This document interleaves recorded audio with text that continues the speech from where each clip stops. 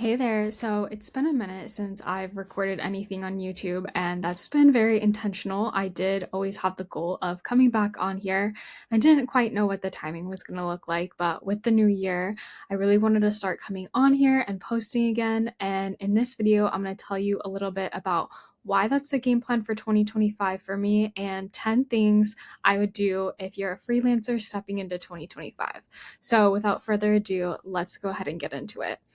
Okay, so the last 3 months, I really stopped posting on YouTube. And I think in my last video, I had said I landed this new freelancing role and I actually decided to go full time into two different businesses. So that kind of takes up the majority of my time. And I really just wanted to take a few months to get acclimated to that second company. The first one that I'm working in, I've been in since beginning of January last year. So we're coming up on 1 year in that role, and that's super exciting. I love it there. And this new role has been a really big adjustment and learning curve, and I've just been trying to take it all in, do the best that I can there, and really put all my time and energy into these two roles. Now, this is going to be changing come the new year. I still am going to be in these two roles for the time being, and I plan to for the indefinite future. However, I am going to make it a priority to continuously grow my brand, grow my skills, grow myself as a freelancer, and really see what comes of that as well. So, I really have been recognizing the importance of growing a brand, not for what's happening today or next month or next week, but in the next few years. So, when I look at my career as a freelancer and when I look at what I've been doing over the last few months, it's not going to be sustainable forever. And what I mean by that is I am logged in, checking messages quite often. And while that's totally good for my lifestyle right now, it's not going to be sustainable, I think, in the next 5 to 10 years. So, what I'm really trying to do is grow a brand here and figure out, hey, like, with my journey through freelancing, with my journey through transitioning from corporate job to online, with my journey through learning all these different skill sets, what can I take and teach people? And also just wanting to have this whole journey documented to inspire other people who are maybe freelancing or inspire people who are just getting out of college looking for work or people who are career transitioning. So, and it's something I want to be able to look back on for myself and see my own growth. So, really exciting to be back on here. And then what I'd say is it's never too early to start a brand. So, like I was saying, I'm not planning to switch up what I'm doing anytime soon. But when I look at my life in 5 or 10 years, I'm probably not going to be wanting to do this exact thing that I'm doing right now. So, this YouTube channel, as well as building my skill set, is just going to be that. I don't want to call it a safety net, but almost that platform that I can then use to do something else in the future. So, right now, I'm just primarily focused on growing on YouTube, and that's because I feel like it's the simplest way for me to get my ideas out. It's the best way for me to document what's going on, share with you guys some skills that I'm learning, and really be present on here versus being on another platform that I don't enjoy as much. I think right now, what I just wanted to be able to say on this video is that it's so important to stay on top of your skill set. And as a freelancer, it is a really crazy journey, I would say. So, I started off freelancing in 2021 and I did have a job at the time. So, I was taking on some VA roles and then moved more into a social media manager positions, then moved into lead generation. Now I'm more on the sales sides of things. And it's really wild, in my opinion, because working with all these businesses, you never know how long these contracts are going to last. You never know, if the business structure is going to change. You never know if your skill set is going to change. And so, what I always like to prepare for is prepare to stay in the roles that you're in because then you give your best and your all to them, but also have a backup plan. And this is so important because for the first maybe 1 to 2 years of freelancing, I just didn't have that backup plan. So it would be so much of a roller coaster where 1 month I'd have a lot of clients and great income coming in, and other months I would have absolutely nothing. And it was devastating and so hard just to predict my financial future. And now being where I am today, like that's of the utmost importance for me to be like, okay, here's what I have going on, and that's my plan A. What is my plan B? Do I have a safety net? What skills do I have to fall back on? And that just gives me a lot of confidence. Again, not trying to prepare for the worst case scenario, but always having those tools available so you just feel super confident, as it's not the same as a, full-time job where there's a little bit more of parameters of ending your work or transitioning to a new role, etc. So right now, I'm currently enrolled in a few different AI courses through Coursera. I'm not sure how you say it. I'm also doing a software engineering course, which I haven't started, but I plan to start this year through the same company.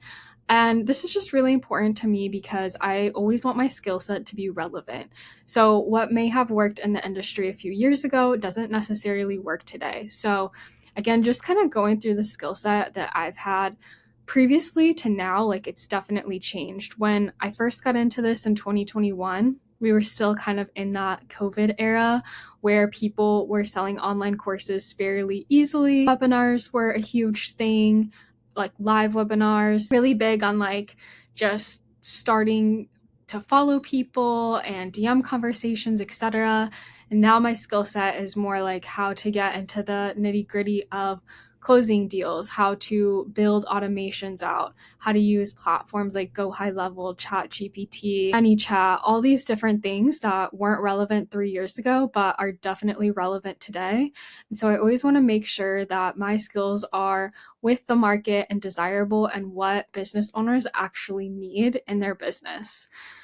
So I'm going to go over the 10 things that I see in this freelancing space that are going to make a big difference. And just before that, kind of my vision for the year this year and the kind of content you're going to see on my page is obviously business and sharing the updates, sharing what I'm learning about, AI, all these different systems like ManyChat and Go High Level, sales, etc. But I also want to focus on some other things. So I'll also be posting some reading content that I did last year as well, because I always love to read updates on health, mindset, paying down debt. I think that's going to be really fun and important just because it's such a source of shame for so many people, and it was for me as well. But I think being open and honest about it as someone in their 20s living in the US and having gone to college and then started a online business, it can be really wild. So I'm just going to take you guys along on the journey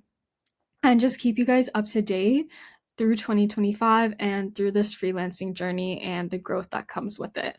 I'll also say that last quarter, so quarter 4 of 2024, was my biggest quarter ever in business, which is super exciting. So it was definitely worth taking a step back from YouTube, but now that I'm able to manage things a little bit better, I can definitely be more consistent on here and have adjusted to those rules as well. So here are the skills that I see being important as a freelancer. And the way that I found these was just tons of research, right? So research through what roles I'm seeing being posted on freelancing boards, roles I'm seeing being posted on social media, roles I'm seeing being posted on those like kind of like top 10 skills, skills that ChatGPT recommends, and just like kind of what's hot in the industry right now. So the first thing that I'm going to say actually is coming from personal experience. So I would definitely say when looking for a role, look for a work-life balance. I've definitely had both ends of the spectrum where there's absolutely no work-life balance and where it seems to be pretty good. But I would say that's kind of like the number one most important thing right now for me in my business and where I'm at in life is being able to work, but also being able to do other things like this YouTube channel. You are never gonna like be able to pour everything into work and then like feel satisfaction. And I guess that's something that I didn't realize before. And so that's like number one thing that I look for as a freelancer now. There are plenty of places that will give you that work-life balance. So it's just a little box I like to check. Okay, health and wellness, both mental and physical. So if you are not in a good place mentally or physically, freelancing can be really difficult because it's something that you are pushing yourself to do. You have no one around you telling what to do. So you really have to be independent with it. If your mindset is in a bad place, it can be really hard when you're on the computer all day, tempted to scroll, tempted to do all these things. So that being in check always leads to a better outcome and typically more compensation. And then physical wellness is also really important. There's been times I put work above health, but being able to put health above work is really important. Even just being able to take breaks for meals, go for a short walk, make sure you're hydrated, all those things just really contribute to the success in being a freelancer. And again, it's so different from a corporate job or school or anything like that where you have these scheduled breaks. This is something you really have to do for yourself. Okay, next thing is going to be tech skills. So across the board, so many positions that are hiring, you actually need skills in tech, right? So whether that is being able to do automations, being able to use complex CRMs like Go High Level, being able to design or build websites, being able to do basic graphic design, any kind of coding or developing is always needed. So if you have some basic tech skills or even more advanced tech skills, I feel like that is key to succeeding if you want to work online. And plenty of businesses need help with this. And it's just something that I always want to stay on top of. And I would say if you are a tech expert, you're probably never going to be out of a role. Okay, AI skills. So the workforce is drastically changing right now. You definitely need some AI skills in this space because businesses are either going to implement AI or they're not, and they're going to be left behind. So the more you could get ahead of this curve, the more you can learn about AI now, the better. Even if that's just a quick course or watching some videos, I think the more you know about AI, the better, and the better you can help businesses. There's not a ton of people doing that right now. So again, I think that as things are shifting that way, if you're ahead of the curve and just know your stuff and have a really good portfolio with AI, that's really going to help you out. Okay, having consistent income. So, what I mean by this is either having an online role or an in person role where you know you're going to be able to hit your goals each month. It can be so stressful when you are kind of this up and down roller coaster and you don't even know if you can make it the next month by. So, always having a plan or a backup plan of, hey, this is how I'm going to hit my bare minimum income goals, or having an emergency fund stacked. So, the worst case scenario happens, you have a few months of income to rely on. This is really big because I think that it takes away the desperation. And so you're not going to be going for clients that aren't the right fit, or something that's not a work life balance in your life, or something that you just don't enjoy. Like you could actually choose your roles and your projects more from a place of passion and really wanting to extend your income versus like this is what's needed for survival. That's been huge in my journey, like having that transformation, because it's led me to work with clients that I really enjoy and businesses that I really enjoy versus taking something just for the income. Not saying that income isn't important, but I would say it's not everything in this journey either. Okay, desire to learn and grow. So companies love it when you are ready to learn their systems, learn their processes, take their courses, etc. You always want to be learning and growing in this space. Otherwise, again, you're going to be left behind because so much changes on even like a day-to-day basis, let alone like a yearly basis. And the more you could bring new and innovative ideas to your company and more efficient ways to do things, the longer you're going to have a role there. All right, building a personal brand to attract clients. Again, being in a role now, like two longer term roles that aren't just 3-month contracts, it's really difficult to want to go out and build a personal brand because technically you don't really need it. And as a freelancer, some people get clients through building a personal brand, but some people actually just get clients through applying for job roles or being on a site like Upwork or different communities. So I would say that this is important though, because it's again something you can fall back on and something you might want in the future if you decide to build your own company or you have a passion around something or you want to share something. So There is never a downside to building a personal brand, and it can really only help you in the future. Even if you are applying for these roles on the back end of things, they're still probably going to check out your social media and, what you've done, and even just showing the persistence of sticking with a platform for a few different years and being consistent in uploading, I think is going to make a huge difference.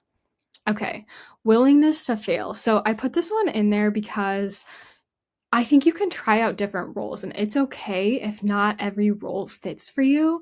It's okay if, for example, you want to try out sales and then realize that sales isn't the right thing, or you want to try out tech and realize, hey, actually, I don't like this. That's perfectly fine. It still builds up your portfolio, and you don't know unless you try. So I would say try different roles as a freelancer, see what your thing is, and then just go with that. Okay, sales skills I think are going to be important no matter what, because you have to sell yourself if you are wanting to land a role. But then in roles, you're probably selling the process or you are physically selling something. If you have good sales skills, you're never going to be without a job either, because people constantly need sales reps, people in the DMs, etc. So this is such an in-demand skill to have right now as a freelancer. And you can learn this several different ways. You could either get into a sales position, take a sales course or training, or just consume content around sales and try it out on your own, try it out in your own business. But having this skill is going to be really key. And I would say always having an updated portfolio. So, whatever you're working on, track the stats of how it's doing. If you build websites or if you do anything with tangible visuals, I would say have a copy in your own Canva or portfolio or PDF that you can show companies, but always have some sort of proof of, hey, this is what I'm working on and this is what I can bring to the table. And that's really going to help you land roles as a freelancer. Now, the biggest thing I'd say I've learned this past year as a freelancer is just the importance of confidence and stability. So, if you have an unstable career and you are wondering where money's going to come from all the time, it's just never going to lead to self confidence. So, being able to just be able to rely on your skills, sell, keep up with the latest trends are going to make you feel so good and so secure, even in this unstable. I wouldn't say it's an unstable market, but like as a freelancer, it is kind of an unstable job. So the more skills you have, the more you could bring to the table, the more confidence you have in your abilities, the better it's going to be. So would love to hear your thoughts if you are a freelancer, what you're working on in 2025. If you want to be a freelancer, what kind of questions you have, what makes you nervous, or if you have any questions about my journey and how I obtain these skills. So thank you so much, and I'll see you in the next video.